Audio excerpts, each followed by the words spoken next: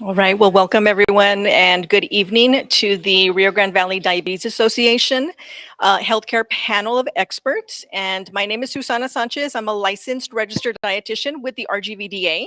And we thank you for attending our session live. And if you're attending through Facebook, we welcome questions towards the end of our session. Okay, so I'm going to hand it off over to our Dr. Pedro Mego, who is going to walk us through some questions, and we'll definitely leave more than enough time for questions and answers at the end of the session. All right, thank you. Thank you, Susana. Tonight we have an excellent panel of experts. All of these are specialists here in the Rio Grande Valley, and we are very, very happy to have you here. Thank you for taking time from your busy schedule, but we know education is very important, and they gladly do it to our community here through the Rgvda Diabetes Association. We are going to start tonight with Dr. Amanda Cantu. She's an endocrinologist at Valley Diabetes and Endocrinology Comprehensive Center. Dr. Cantu, unfortunately, the Rio Grande Valley is known at this time not for the good things. Unfortunately, we are leading number one or near to number one in obesity, metabolic syndrome. From the health standpoint, we know that this has a lot of consequence. But can you tell us a little more, or can you describe to us the burden of diabetes among the Rio Grande Valley community?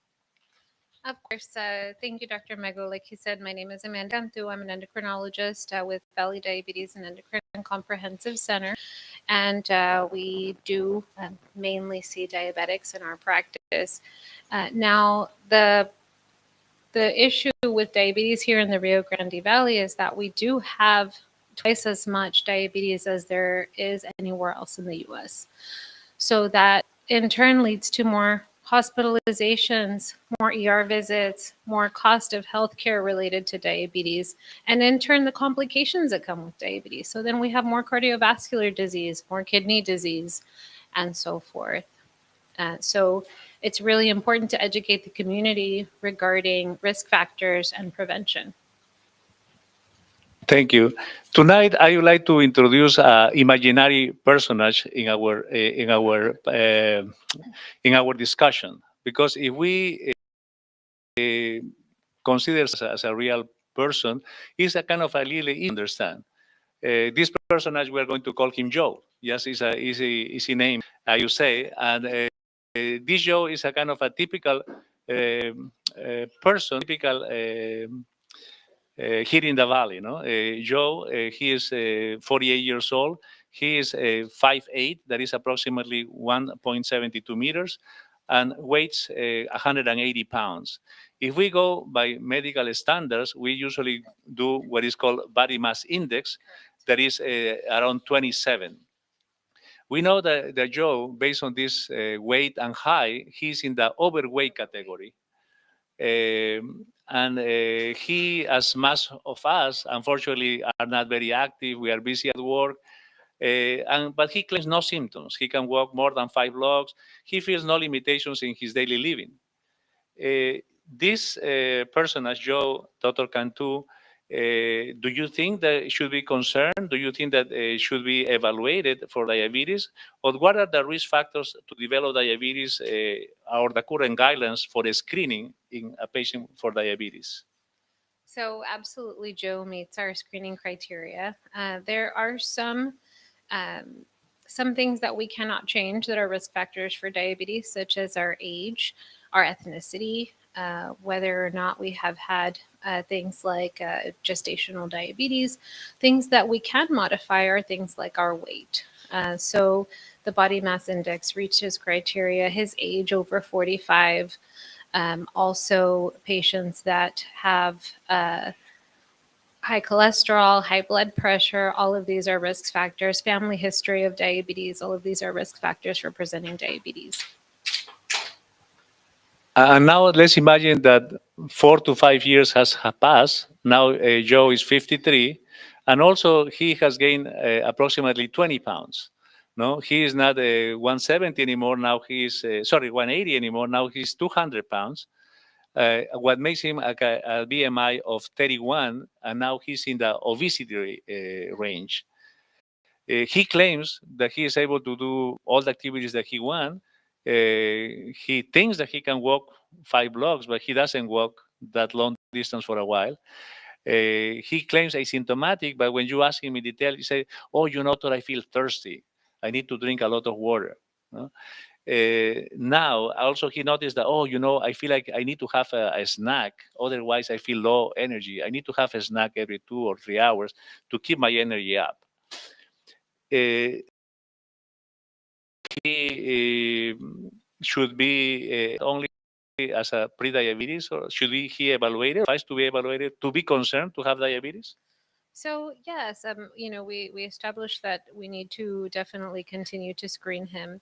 Now, there are a few different ways of making the diagnosis of diabetes.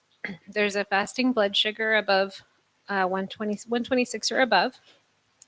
There's a hemoglobin A1C, which is a 3-month blood sugar average above 6.5. A random blood sugar above 200 with symptoms. So the symptoms that Joe is having are characteristic of diabetes. We can also do something called a glucose tolerance test, which is where we give a glucose load. And if it's more than 200 after 2 hours, that's another diagnosis of diabetes. So we sometimes use 2 of those depending on how severe the symptoms are. Thank you. And Joe went to his primary care physician, and he has been found to have the hemoglobin A1C of 8. With that, basically, he makes criteria of diabetes as you described, and now he's a little concerned. Now I am diagnosed diabetes, a confirmed diabetes, and should I be now screened not only for diabetes, should I screen for possible diabetes complications? Is there any current recommendations or guidelines in which patients with recently diagnosed diabetes should be sent to a specialist, or what are the guidelines at this time? We do have guidelines for screening of complications of diabetes. So every new diabetic patient receives that education. What now do I need to look for? How often do I need to see my doctor? And part of the screening test is a yearly retinopathy screening. We look for diabetes complications in the eyes. We look at protein in the urine, which is an early red flag for renal disease due to diabetes. We look at something called an ankle brachial index, which compares the blood pressure of the arms to the legs and gives us an idea of the health of the arteries. We also, need a yearly foot exam. Thank you very much, Dr. Cantu, for all the great information. And now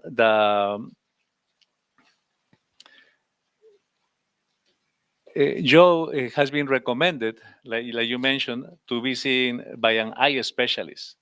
No, in that way, he. And then we are going to pass the microphone to our ophthalmologist here, Dr. Raul Peña. He is an ophthalmologist at Peña Eye Institute. Dr. Peña, I'm sure that you see patients like Joe in your clinic, and can you tell us, as an ophthalmologist, can you describe how poorly controlled diabetes affect the eyes? Well, that's a very good question, and thank you again for having us over here.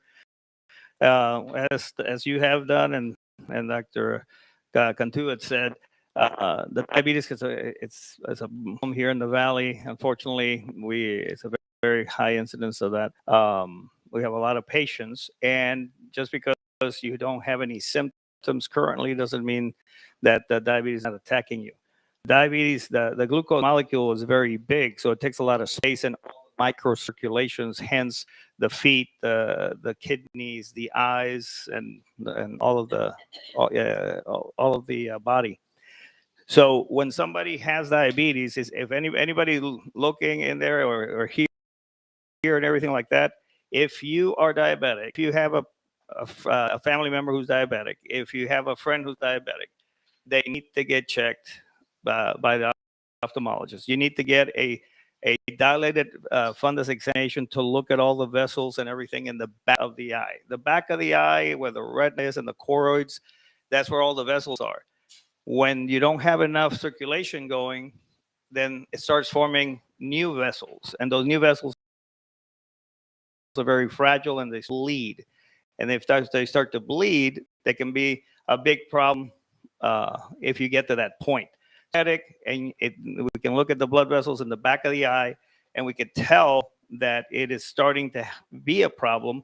We can basically just do a laser treatment, do some other things to prevent this. So you want to prevent this. You don't want to lament this that, oh, I didn't go. Unfortunately, if it doesn't, or you're not in any, you're not in any pain and you're doing fine, and that's the problem. Until you can't, and I go in there, I look in the back of the eye, and there's a problem in the retina. So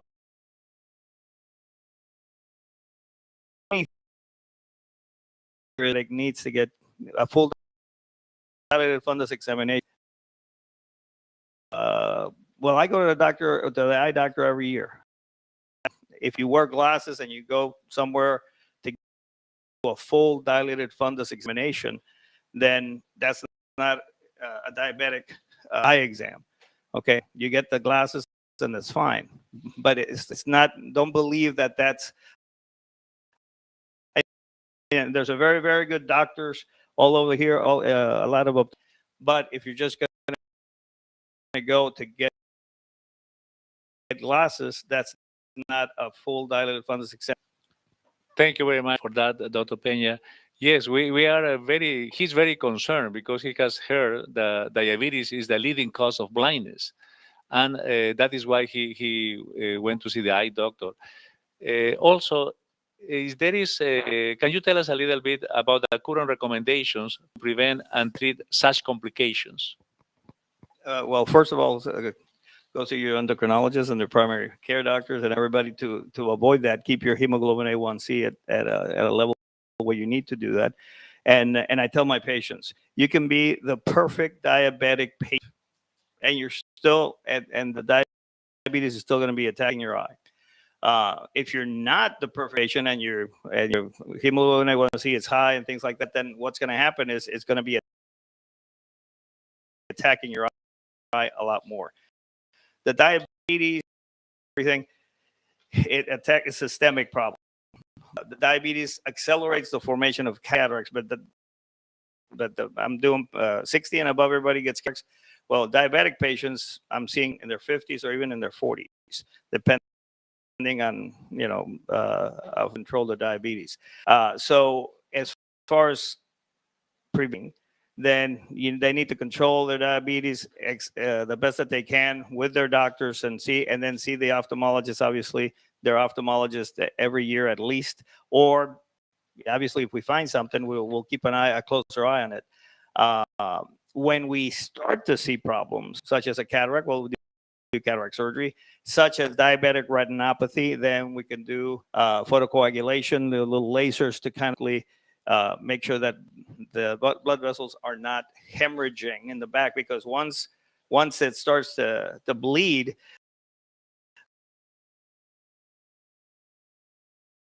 you're not seeing anything.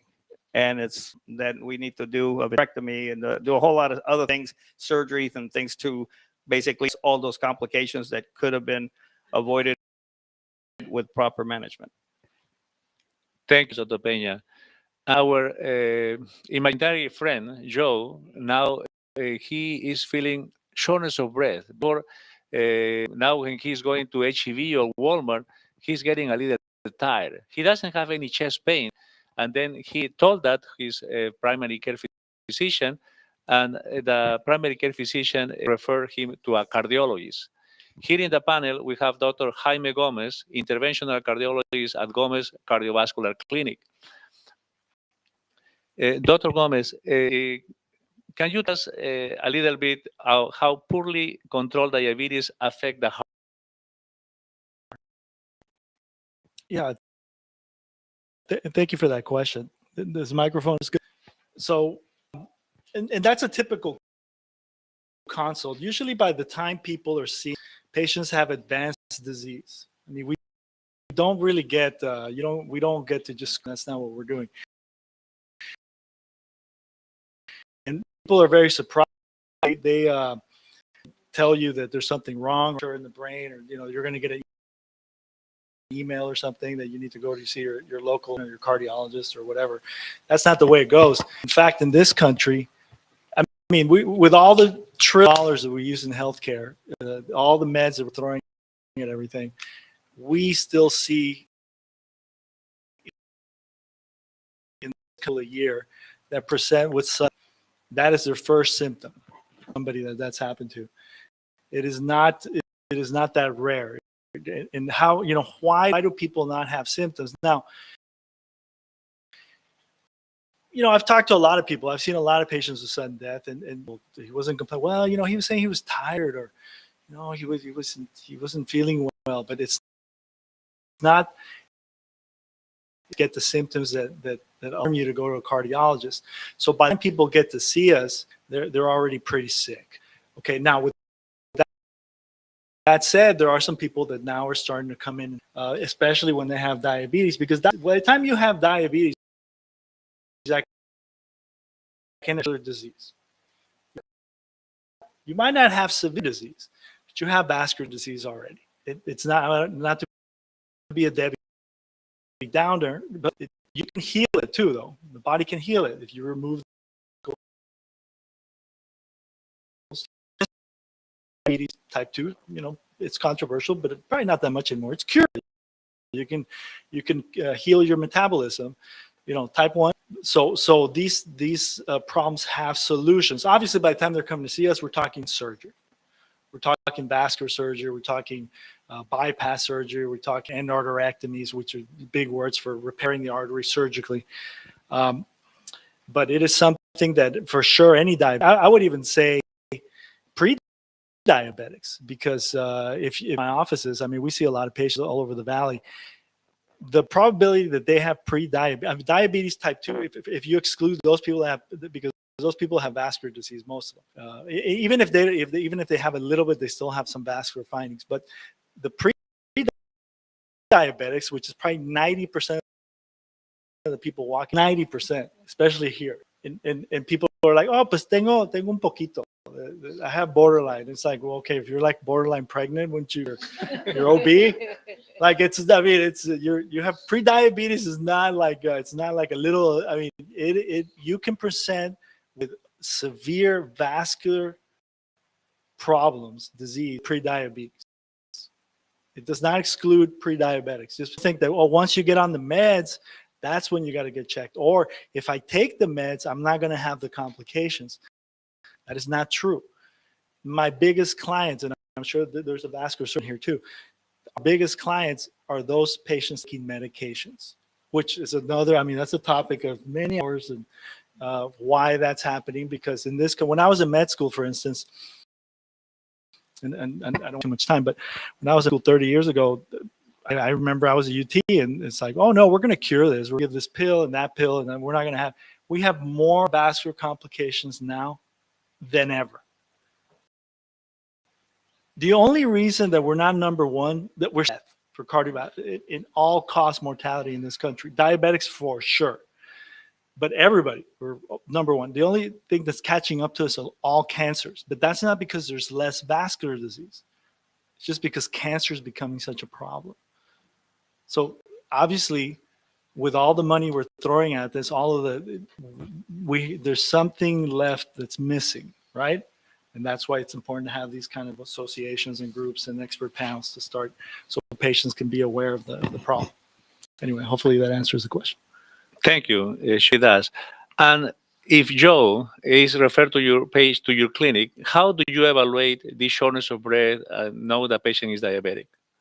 How do you evaluate it? And so we have some phenomenal technological advancements over the last few decades that I can tell you everything about your 48 hours. I mean, we have artificial intelligence, we have AI algorithms, We have lasers that can look at the arteries without touching you. We have CT scans that can look at you at your heart. We have something called, like, for instance, heart flow study, where we can look at the flow in the blood vessels of the heart. Now, you do have to get contrast, but it's not a surgery. In the old days, you had to have an invasive procedure. We don't need to do that anymore. We have MRIs. I mean, we have a tremendous amount of technology to tell people, because those just to give you, like, those 300,000 people that show up with sudden death, it's unnecessary for most of them for that to be a symptom. You can get screened and you can have bypass surgery or have vascular surgery, whatever you need. Now, we can't save everybody, but we could price. Now, most people, and I mean, getting back to your question, we have a lot of politics of medicine, and there's just not awareness that. And can you tell us a little bit about the current treatment options that we have this patient with coronary artery disease, like Joe? Fantastic question. So I tell my patients this. I tell them, look, you can do it the hard way, you can do it the better way. The hard way is wait until you have a life-threatening problem, where you drop dead, or you have a heart attack, or you're coming in with the shortness of breath is so bad that you're coming in through the ambulance, because you're going to have a lot less options. Right, because you're going to show up, let's say you show up at 2 a.m. at your local emergency room, and there is not an interventional cardiologist. Or maybe he just got out of school, or God knows what, right? Or you're in a small town, or, and everybody's trying to help, but you don't have a lot of options. You're going to get whatever they have, right? As opposed to if you get screened, and it's always a lot easier. You have a lot more options when you get screened, because let's say you have a patient that has early disease. You do a CT scan, or you do some type of non-invasive imaging, and you detect early disease in somebody. Well, you don't have to treat them surgically. You could go ahead and work with them, work with a health coach, figure out, get their diabetes under control, or get rid of it, quite frankly. And that patient will heal. They won't develop the symptoms that need surgery. And there's a lot of options if you come early. If you come late, not so many options. Thank you very much, Dr. Gomez. Thank you. And at this time, our friend Joe is significantly concerned also because he has read in a magazine is the leading cause of kidney damage and the use of hemodialysis. He got very concerned. Because of that reason, he asked the primary care, doctor, should I see a specialist? Should I see a kidney specialist? We are fortunate to have today in our panel Dr. Mural Sabat. He is a nephrologist at here in the Valley, the practice here in the Valley recently. Not recently as a private practice, but he has been in the Valley for a long time. Also, he's a kidney transplant specialist. Dr. Al-Sabat, as a nephrologist, can you describe how poorly controlled diabetes affect the kidneys? Okay, thank you, Dr. Mego. Thanks, everybody. And this is a very, very important awareness about how diabetes is significant for our community health. So diabetes considered the main United States, billions of dollars every year involved in diabetes.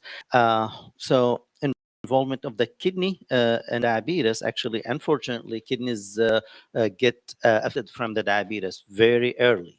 And when the patients start to show symptoms or signs, it's a little bit advanced, as my colleague mentioned earlier. So how involved the kidney in the diabetes? Mainly when the high sugar, when the high glucose in the blood start to circulate in the kidney has a kind of capacity to control the sugar up to like 180. Whenever it start to go higher than this, the kidney lose control of that, and that's when the sugar start going through the kidney to the urine, and that's when the damage will start. When we start see what we call it proteinuria, or protein in the urine, is a very the patient already have from diabetes. And this where actually our colleagues in the primary care setting will be involved in referring the patients to us earlier. The early the patients refer to the nephrologist, the early we can control the complications related to diabetes. In a matter of fact, there was a very, very important landmark study done in one of the prestigious journals referred early to nephrologist versus patients. Same number, they were not referred, not intentionally not referred, but they were selected randomly. And it showed that the nephrologist lay the need for dialysis to these patients more than 7 to 9 years. So if the patient referred early, the patient will not require dialysis more than 7 to 9 years. We delay this, not because we are smart or we have magic things, but because we do know how to manage the diabetes nephropathy, what we call it, diabetes nephropathy. Unfortunately, in the valley, we have more than 40% of our population with diabetes, and we have more than 25 to 30,000 patients with a chronic kidney disease. We have more than 6,000 dialysis patients. It is very, very high. It's one of the highest in the country. The diabetes nephropathy affect our population. So as mentioned earlier, the proteinuria or the protein in the urine is the first alarm of the kidney involvement and from the diabetes, and this is really when the patient need to be referred, regardless the number. The proteinuria could be something very, very early or could be very advanced. And when it gets advanced, this is when we as nephrologists feel a little bit kind of disappointed why the patient was not referred to us, why the protein is 3 grams now. It is too much from me to correct this. I need to drop a lot of medications to correct this. So the earlier the nephrologist involved in the diabetes management, and I'm sorry, in the diabetic nephropathy management, the earlier we will help. Thank you, Dr. Al-Sabah, for all this great information. You are mentioning proteinuria as a main testing. Do you have also another diagnostic testing that you do in the workup for kidney dysfunction? Yes, so we have the full thorough workup, including the blood test and the urine test. The urine test will show us if there's any proteinuria, if there's any bacteria, could be a complication related to the diabetes when we have the glucose in the urine, and also the blood test, which we check the kidney function, what we call it BUN and creatinine. These are the indicators for the kidney function. The higher the creatinine, the worse the kidney. We do an ultrasound of the kidneys to see how large are the kidneys. The smaller the kidneys, the more advanced of the kidney failure. We also get benefit from our colleagues in cardiology and vascular to see from what the studies they did, the ultrasound of the lower extremities or cardiac cath. These also will be very helpful for us in indicating how advanced the kidney failure. We use a test called estimated GFR. So it's a calculated, we put all the numbers in, including the age of the patient, the weight of the patient, and the creatinine, and that will give us very much the percentage of the kidney disease. So when the patient comes and visit me, I will tell the patient, you have a 30% of your kidney functioning, you have 40% of kidney function, and that is the classification of the chronic kidney disease, CKD. CKD has 5 stages. When we reach to stage 5, it is the time when we are talking about dialysis. This is the scary term. Nobody would like to hear it. Thank you very much. Can you tell us the current recommendations how to treat such complications in the kidney? Excellent question. I was waiting for this question, actually. So, interestingly, we have at least 3 or 4 groups or families of medications we use. So, the first medication we use, and that almost in every case happen. When the patient come into us, he or she is already on this medication. There's a group of high blood pressure medications called ACE or ARBs. These medications, we use it as early as possible to decrease or protect from the proteinuria. I'm sure a lot of us aware about it without mentioning too many names of it. Lisinopril, losartan, these are the main common medications. We use them as early as possible. These actually the guidelines for starting the treatment for diabetic nephropathy. Now later, and my colleagues in the endocrinology field, they can speak more about it. There are other group of medications, SGL2 and other medications. They proven actually they help in slowing down the deterioration of the kidney function, and actually they showed also improvement from the cardiac standpoint. So diabetes, heart, and kidney, three of these organs go together. And the most recent medication came a few years ago. It's called Finrenone or Kerendia. This is also improving the proteinuria in the patients and to slow down the kidney function. Beside that, we use diuretics if the patient have a fluid overload, what we call it the waterable medications, to don't end in the hospital with the scenario Dr. Gomez mentioned with the chest pain, shortness of breath, congestive heart failure. So we always on top of using high dose of diuretics to don't have a fluid overload. So we try all our best, and that's what I tell my patient, that my job is to don't get you to the stage 5. If you get to the stage 5, it's already advanced. Thank you very much. Our dear friend Joe also has noticed now that when he is walking to HEB or to Walmart, he noticed that his calves get hurt. Before he used to walk outside with no problems, but now he has noticed, oh, my calf hurts, and he asked this his doctor, his primary care physician, and his doctor has recommended to see a vascular specialist. For that, representing that field, actually is my person. I am Dr. Pedro Mego. I am an interventional cardiologist at Rgvda Vascular and Vein Institute here in the Rio Grande Valley. And let me talk about a little bit about what is peripheral artery disease. Peripheral artery disease is part of a systemic disease. Similar than in the heart, there are blockages in the heart. That plaque formation is called atherosclerosis. But this atherosclerosis, what is a lipid deposit, inflammatory tissue that deposit inside the arteries and block the arteries, not only happen in the heart. We know that when happening in the heart is called coronary artery disease and put the patient at heart attack. When this happens in the neck, it's called carotid stenosis and put the patient at risk for a stroke. When these blockages happens in the heart, in the legs, it's called peripheral artery disease and put the patient at risk for amputation. That is what our dear friend Joe is very concerned, because he has a relative actually that finished with amputation and he doesn't want to go in that road. That is why he has been referred to a vascular specialist or like myself.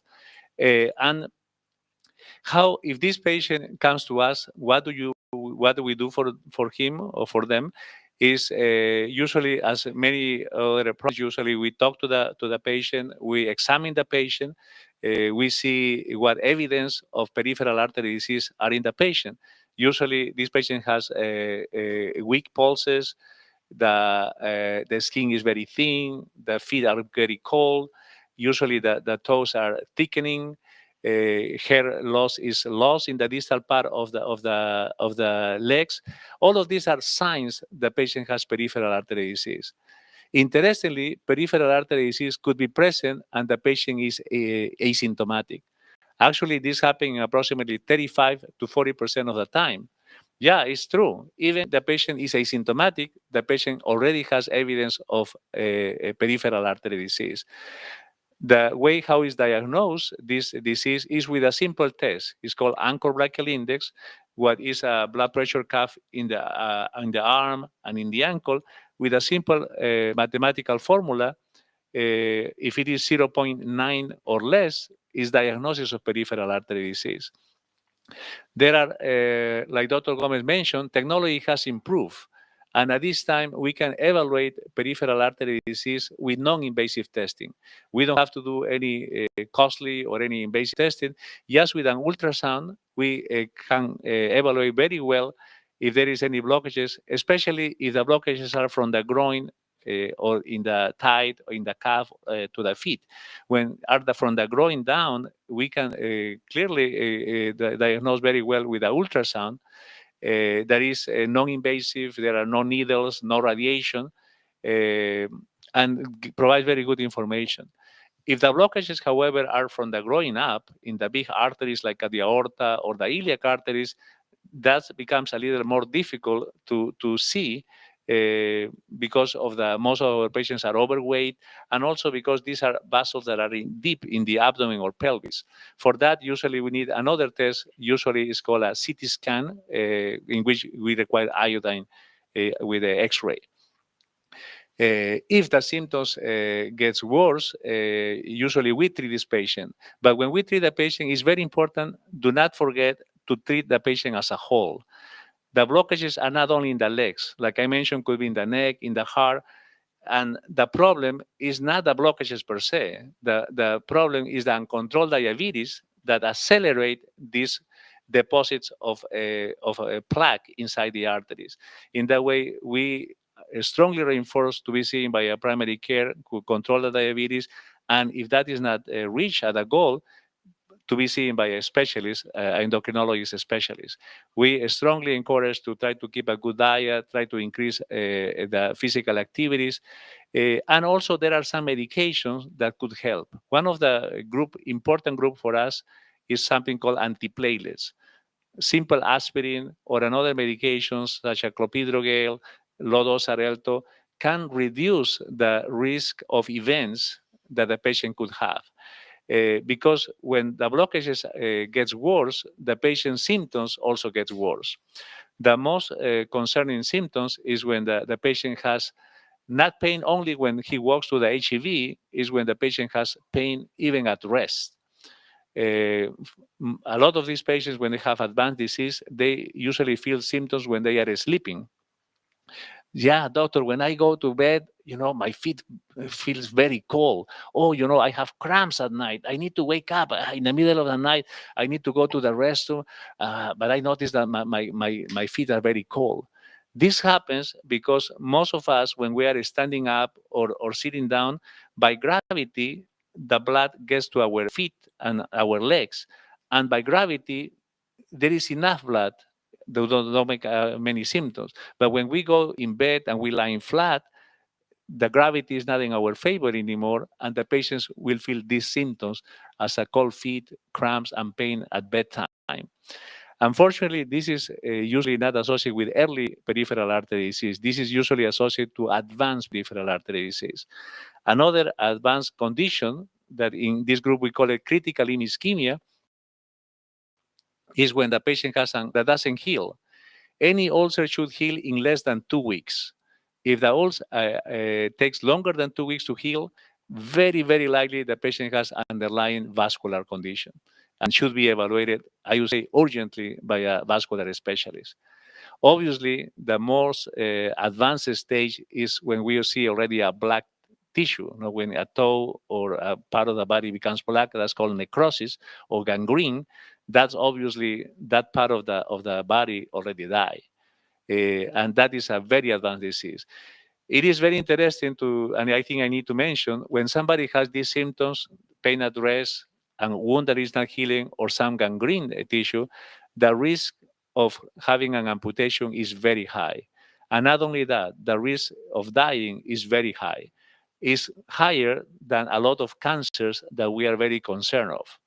That is why, for this reason, I strongly recommend if somebody has diabetes, especially diabetes more than 5 years, to be evaluated by a vascular specialist. However, there is good news. The good news is that technology has improved.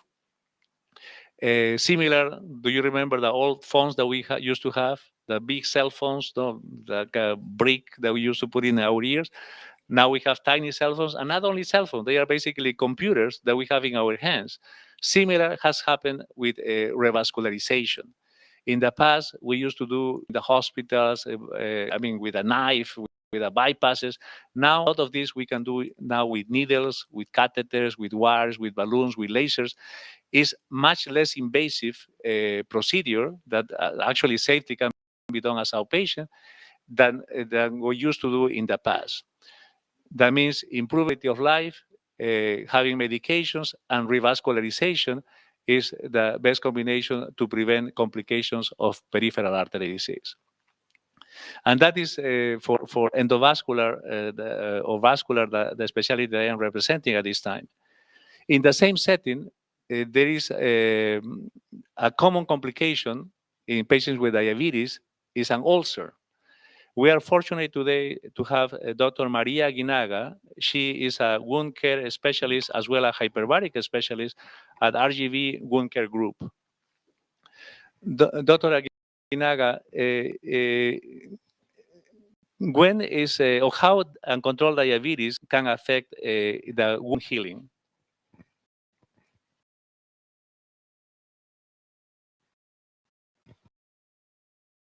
Several aspects of the skin and the healing process. For example, you are going to have less sensitivity because patients with diabetes, especially uncontrolled diabetes, can develop neuropathy. That makes you less to harm yourself without noticing. You also have affected the capability of fight infections. Then you are more prone to have infections because of the high blood sugar, and you have less capability to fight those infections. The problem with the circulation, because in the majority of cases, our patients with do have arterial disease, less is going to your lower extremities, for example, less delivery of nutrients, oxygen, or even antibiotics in the case of antibiotics. Then there are several ways in the uncontrolled diabetes is going to affect your capability of healing. The high blood sugar also is going to affect the capability of the cell body to produce all the elements that you need to heal a wound, like, for example, collagen, fibroblasts, or even cells of the skin that are supposed to grow are not going to do it just because the blood sugar is elevated, and that affects also that part of the healing. Thank you for all this important information. Can you tell us a little bit more about how do you treat or if diabetes wounds has a special tools or techniques or medication that you use to treat in diabetes? Of course, the treatment of diabetic foot ulcer, to start with, is really a multidisciplinary. Wound care doctor is going to do it alone. I usually have the help of a lot. The first thing that we need to have is a primary care physician that once this doctor identifies, what they do is to try to treat the ulcer or treat the ulcer. If that ulcer is not improving, as Dr. Mego mentioned, in 2 or 3 weeks, that's a reason to send the patient to a wound care specialist. Once the patient comes, we check for several things. The first thing is for infections. We can do if it's indicated, and if there is an infectially prescribe antibiotics. If we are suspecting a deepest infection, like, for example, infection in the bone, which is called osteomyelitis, then we can order X-rays, or we can order MRIs in order to check for that kind of infection. If that is the case, most likely we are going to refer the patient to an infectious specialist, who is the person that is going to treat osteomyelitis. We check also the arteries, like with ABI or with arterial ultrasounds. And if the patient has arterial disease, most likely we are going to refer the patient to a vascular specialist to do the treatment of the arterial disease. If my patient has elevated blood sugar or A1C, of course, we are going to also require the support of the physician, the endocrinologist and the nutritionist, see at a level is going to allow us to heal the ulcer. If the patient needs surgery, for example, we can do the debridements in the wound care, but if the patient needs something more specialized, deeper debridement and amputation, sadly, some of them come to the point of amputation, then we actually get the help of the general surgeon or the podiatrist. As I mentioned, it's a multidisciplinary event when a patient has a diabetic foot ulcer. There are other things that we can use to help ulcer once we correct all the problems that the patient has, then we can get, for example, continue with the debridements. We do the offloading, which means not to put weight on the area where the ulcer is. We have several technologies that we can use. Now we are using a lot of PRP, which is platelet-rich plasma, to try to heal ulcers. We use clots, which is basically your own blood. We create a clot and we use it in the wound bed to try to heal the ulcers. We have a skin substitute that lately are in the news because there's people that is using it not in a good way. But when you use it in a good way, actually it's very good to heal ulcers. We have negative pressure wound therapy to help the ulcers to heal. And we also have hyperbaric oxygen therapy, which help us to deliver more oxygen under pressure in the blood to reach the ulcers to help with the healing. All of those technologies are helping us to also heal ulcers and help the patient not to have amputation. But the most important thing is to come on time in order to go through all this process to heal any ulcer that you can have in the foot. Thank you very much, Dr. Aguinaga. And we are definitely very fortunate. Technology has improved, like you can hear from a lot of the specialists, and technology not only in procedures, also in medications. At this time, we are going to make a little pause in our friend Joe, and Joe would love to have a time machine. Joe would like to know about all of this information about diabetes, pre-diabetes, and avoid all the complications. But let's think that now Joe, he's 40 years old. He's not 48 pre-diabetes, not 52 diabetes. Now he is 40, and he wants to know, he wants to learn, he wants to prevent about diabetes. For that reason, we are going to talk about now prevention. And when we talk prevention, there is no way to talk prevention without nutrition. That is why, for this reason, we have Susana Sanchez. She's a certified diabetes educator here with us. Susana, we are living in an era in which we have plenty of experts. When we see Facebook, TikTok, or any of the internet platforms, we can see an expert in all diets. No? And as a dietitian, could you describe why an appropriate diet is the cornerstone in the prevention and management of diabetes? Thank you, Dr. Mego. That's an excellent question. I was just having that discussion actually with a colleague at work about the nutrition expert, and that in this day and age, we have the capabilities to get our resources, our nutrition education resources from so many platforms. Is it the best nutrition advice that you can get? That's always questionable. However, what isn't questionable is getting personalized nutrition-based treatment plan, nutrition education, nutrition counseling by a registered dietitian. The cornerstone of, and I know this sounds very simple and very, very simplistic and very basic, but the cornerstone of managing your diabetes is, I think everyone here on our panel has already discussed that, is monitoring your blood sugar levels. If I could point out just two additional things about that, about maintaining your blood sugar levels. Activity is also very important in prevention, and monitoring your eating habits, which is where I come in. Fantastic, fantastic.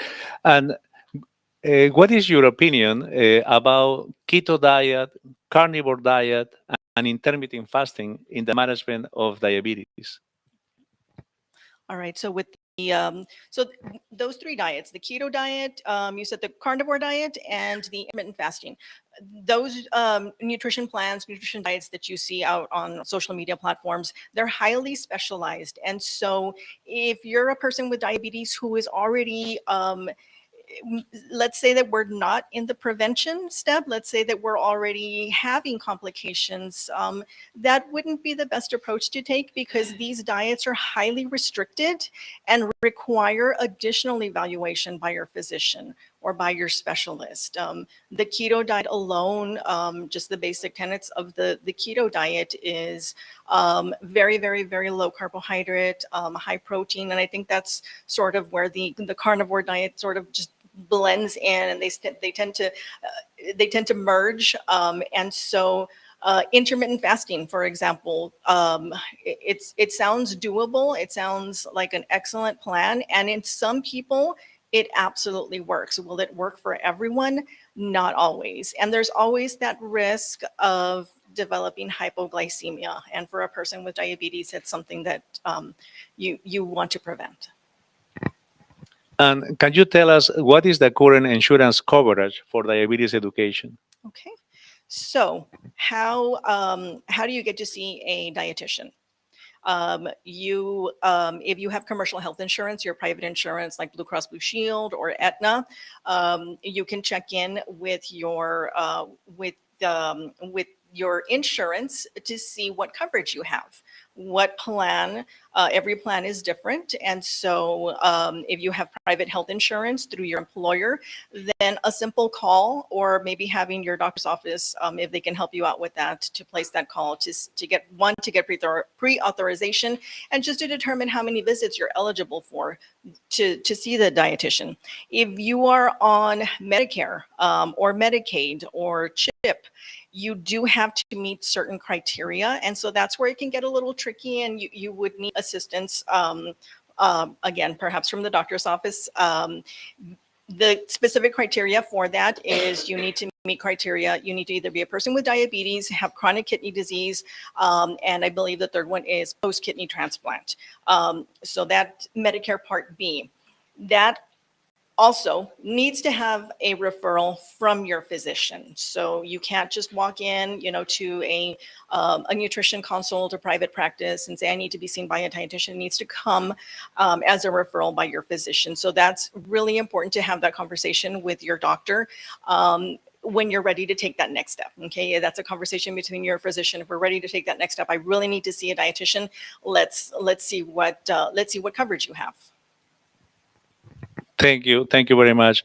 For our Facebook Live viewers, yes, if you are interested in any specific question, please fill that text box, and we will be gladly to answer your questions. If you have any specialist in particular that you want to answer your question, please let us know, and that will be briefly after two more specialists. Unfortunately, our dear friend Joe has been diagnosed diabetes, and now he's seeing an endocrinologist. Um, Again, we have Dr. Amanda Cantu, endocrinologist specialist. Dr. Amanda Cantu, can you briefly tell us what treatment options are available at this time, especially how more beneficial are the GLP-1 receptor analogs compared to previous medications?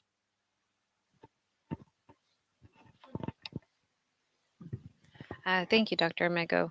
So with, for example, Joe's case in particular, we have a male that has a body mass above 30. And so we really individualize treatment. I tell my patients my job is to reduce your health risks. So I'm looking at a medication that's going to protect your heart, that's going to protect your kidneys.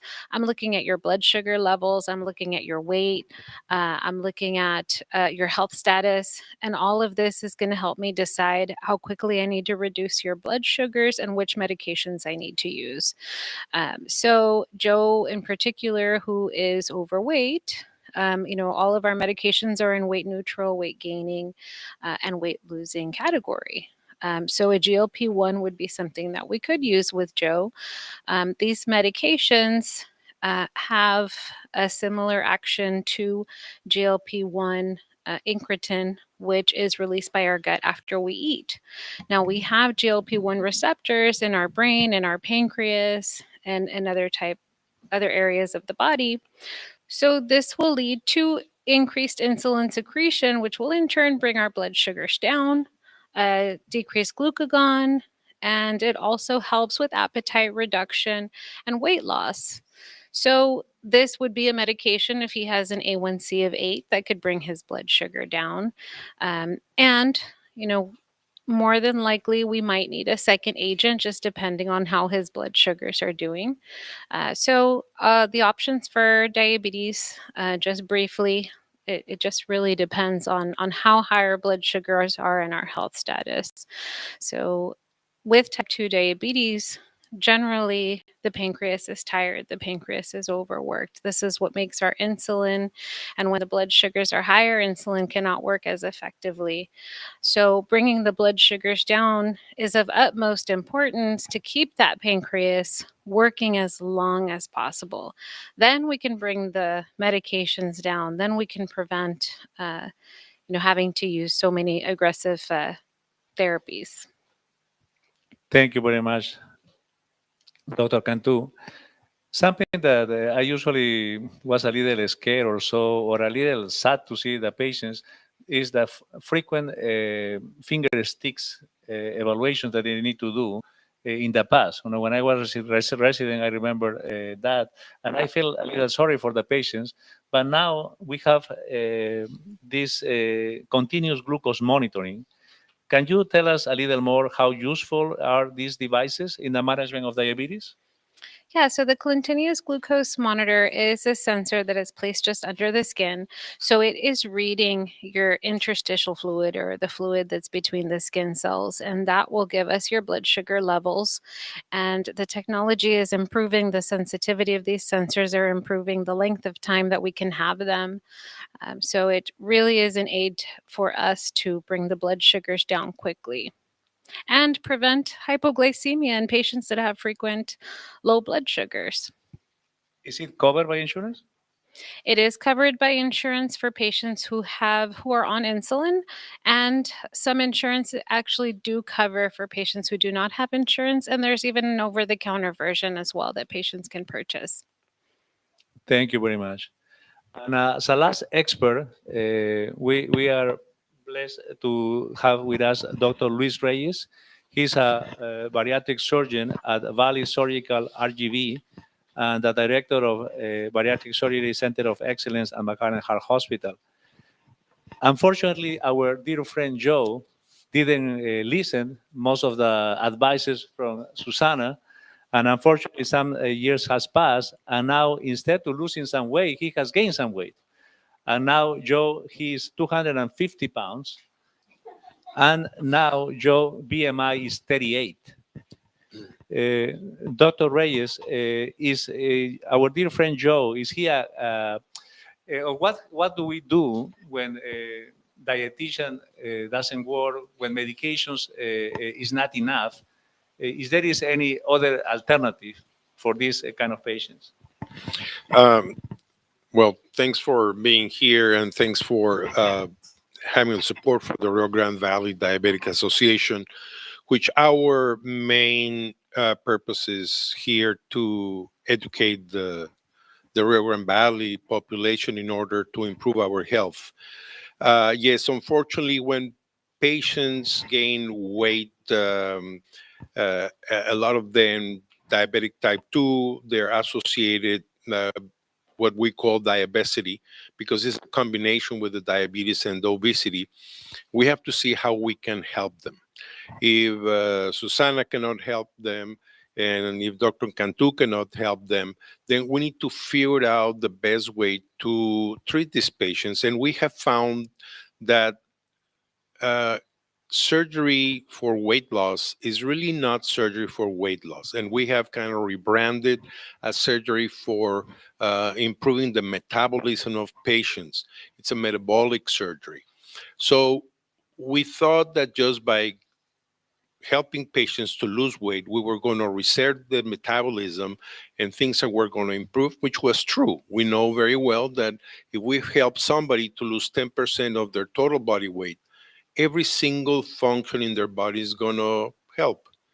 Now, there's patients that not only lose their weight, but all of a sudden their comorbidities, mainly diabetes, will resolve.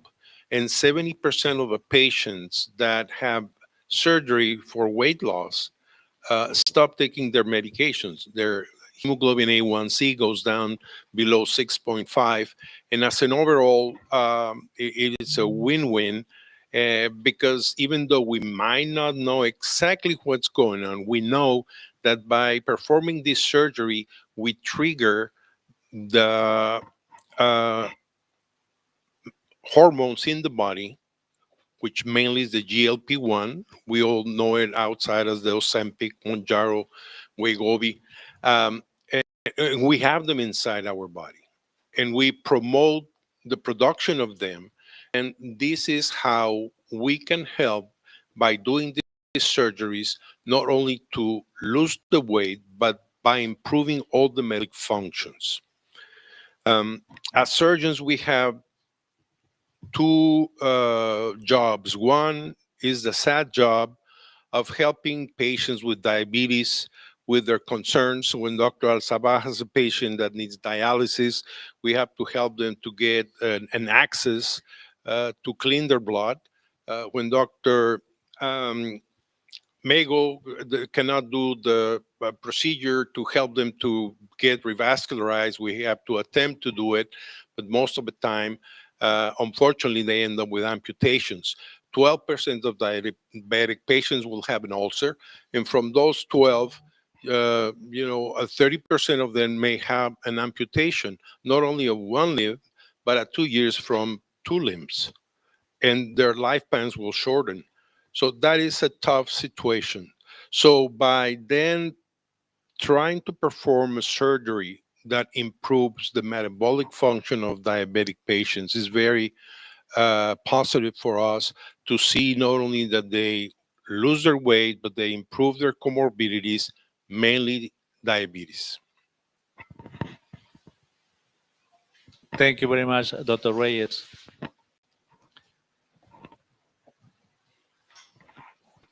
I think basically we have finalized our the interview with a specialist, and we want to have a good time for all the questions that we have been receiving from from Facebook Live. Okay, looks like we have 5 questions at this time. All right, so I'll go ahead with the first question. At what point does a person with diabetes need to resume taking their meds after years of controlling with no medication? This is a question from a Facebook user live who also stated that I'm thinking all labs are normal right now, and the A1C is 5.8.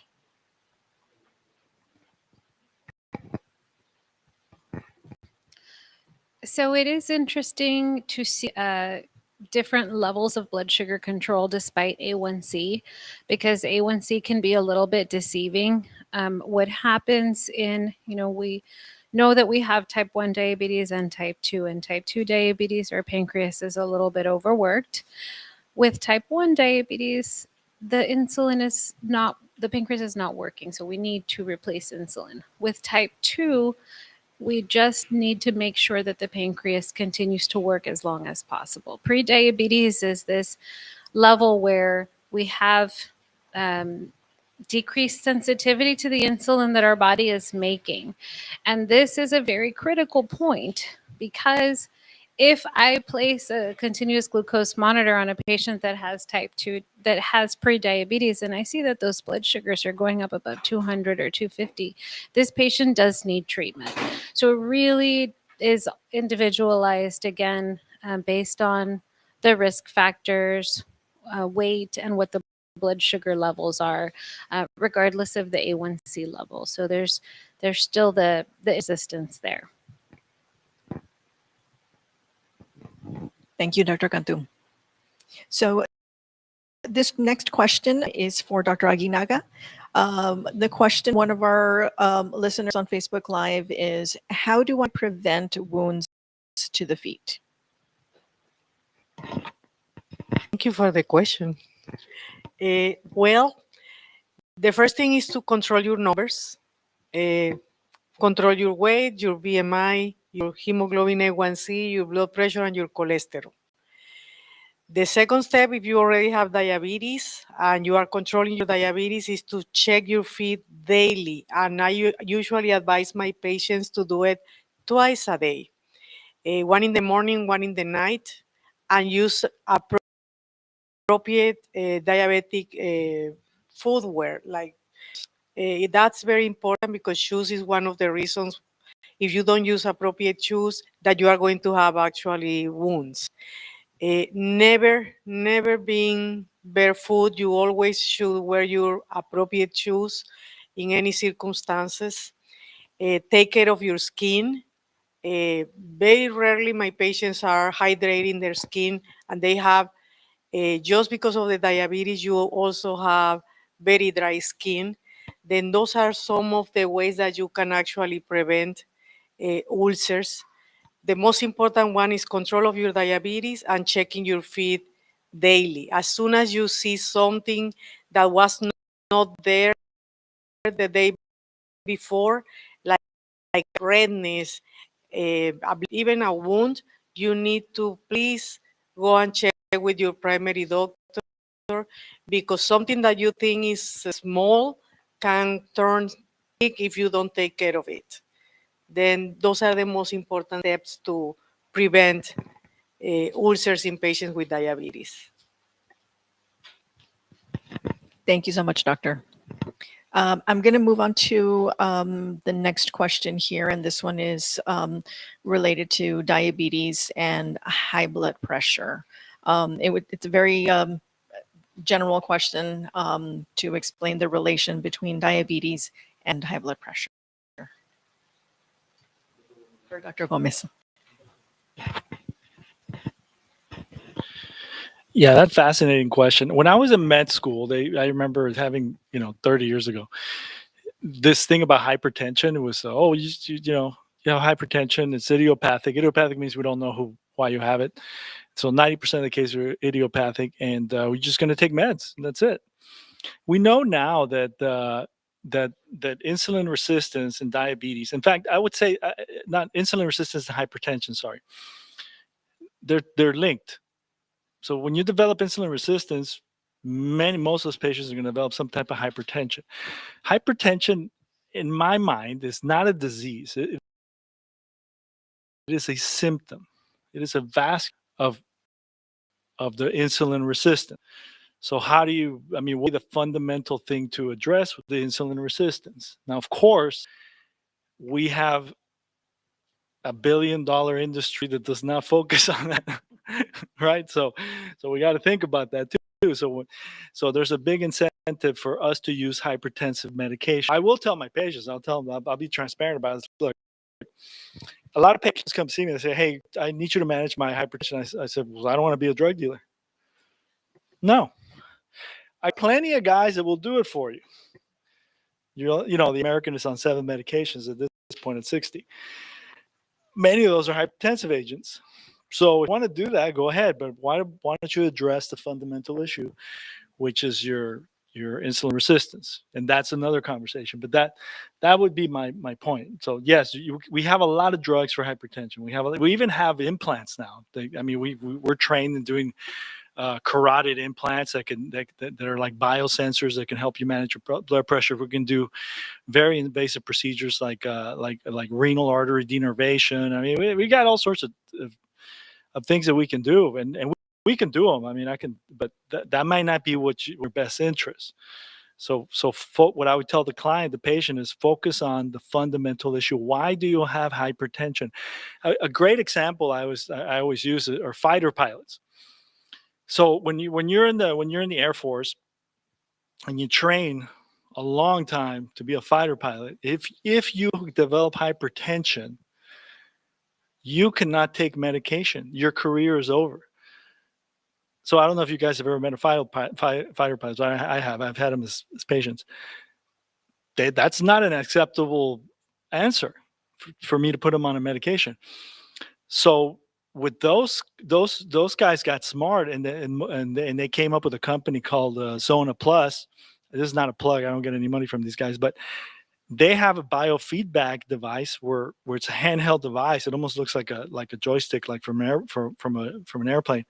And that device triggers your endothelium, your blood vessels, to have a reflex. You do a little exercise, super easy, and it lowers your blood pressure. So medication is certainly one way, and it's a preferred way in the allopathic system, but it's not the only way. There's a lot of ways to get your blood pressure to heal, your vascular system to heal, your metabolism to heal. So I would focus on that. Hopefully that addresses the question. Thank you, Dr. Gomez. And if you can just pause really quickly, because there's a follow-up question, and I feel like this is for you as well. A Facebook listener here is asking about the symptoms of heart failure. Yeah, okay, so heart failure, yeah, it sounds awful, right, when you say heart failure. So heart failure is also a symptom. It's not a disease per se. Sometimes we call it congestive heart failure. So it's a symptom. So heart failure can actually happen to anybody. Let's say you're 25 years old and you get in a car wreck and you lose 2 liters of blood. You can go into heart failure. That doesn't mean that doesn't mean there's anything wrong with your heart per se. Heart failure is a symptom. Now, when we're talking about people with diabetes or patients with diabetes, usually if somebody sends me a patient with diabetes, I would say 100% of the time, if they send me a patient and they have heart failure already, without a doubt, they probably have advanced heart disease, coronary artery disease, even if their heart looks normal, because you can be in heart failure and your heart looks normal on imaging. That is a very dangerous symptom to have when you have diabetes. So that's usually I would say most clinicians would hospitalize you for it. Not all of them, but it is a sentinel event to have heart failure with diabetes. Thank you, Dr. Gomez. Sure. Appreciate it.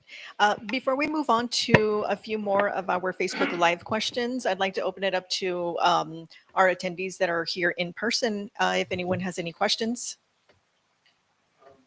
I have a question. First, I would like to thank you. I don't know if it's a question or I can say something.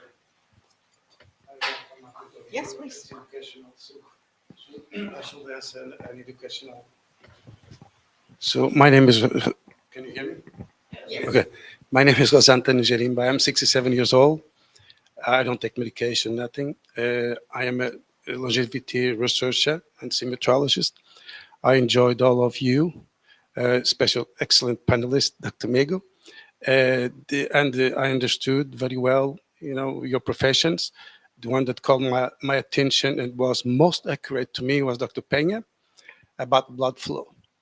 Yes, irregular or poor blood flow affects sight. Okay, now what causes blood flow? When blood doesn't flow well, causes organ malfunction, all, including brain. And when the organs don't function well, weakens the immune system. When an individual has a weak immune system, of course, it's going to promote infection, disease, and many other things.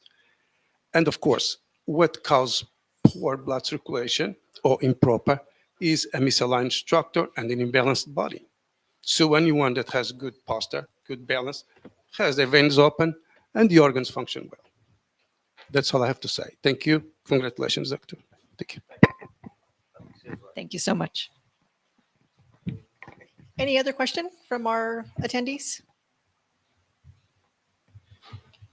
All right. I'll move it on. We have a few more questions from our listeners on Facebook Live. And this question comes from Paola. What is the best treatment for peripheral artery disease? The best treatment, like anything in life, would be prevention. No? Prevent peripheral artery disease as well. prevent any other complications from for a patient. However, most of the patients, unfortunately, are not in that stage. Especially when they are referred to a specialist, is usually when they have a kind of a symptom or a sign of advanced disease, in this case, peripheral artery disease. I would say the best is to control the risk factors, control diabetes, control hypertension, high cholesterol, overweight, improve quality of life, increase physical activities. That I think are the general recommendations. And if this is not enough, there are some medications that could help in the management of this problem. No, like I mentioned, decrease the aggregation of the platelets with antiplatelet medication, and also some medications to improve the symptoms. But if this is not enough, especially if there are signs of critical ischemia, like a wound that is not healing, like a pain at rest, or a risk for amputation, then these patients require revascularization. No, what is the minimal invasive procedure in which we improve the flow in the leg? Thank you, Dr. Begel. And do we have any other? Okay, so I feel like we're down to our last question, and I think this one was probably tied into the relation to hypertension and diabetes. So this question is asking about liver disease and diabetes. I'm not sure who would like to. Dr. Cantu? It was a very general question, just the relation of diabetes with and liver disease. Liver disease. So metabolic syndrome is characterized by a few different criteria. And we can have an elevated body mass, we can have a high fasting blood sugar, we can have high blood pressure, we can have high cholesterol. If we have at least 3 of these things, and fatty liver is one of those. If we have at least 3 of these things, we have metabolic syndrome and we have a risk of developing diabetes. Now, just like we have more diabetes, we have more fatty liver here in the valley. Right? And fatty liver and its intermediate stages, stage 2, stage 3, can develop into end-stage liver disease within 6 months or a year.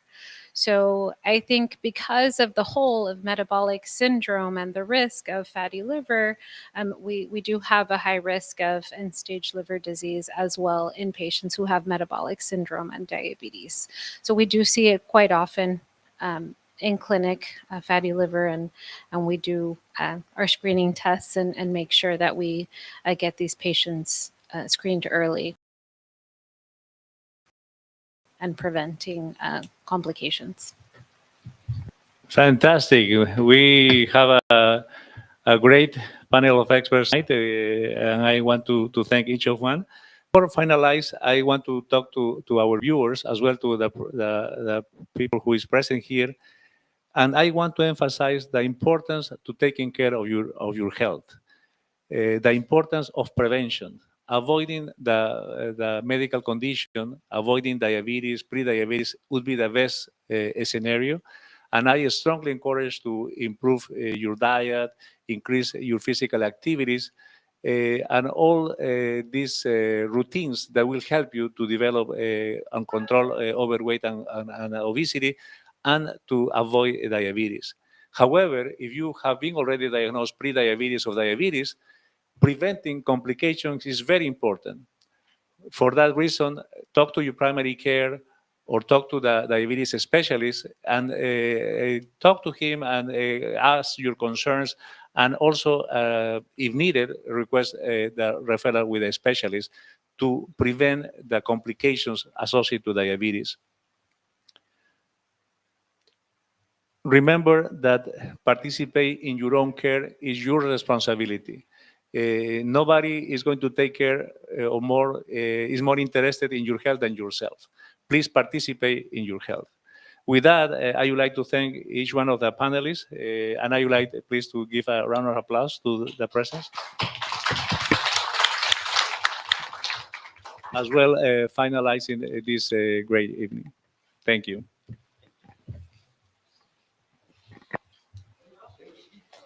Off to the races.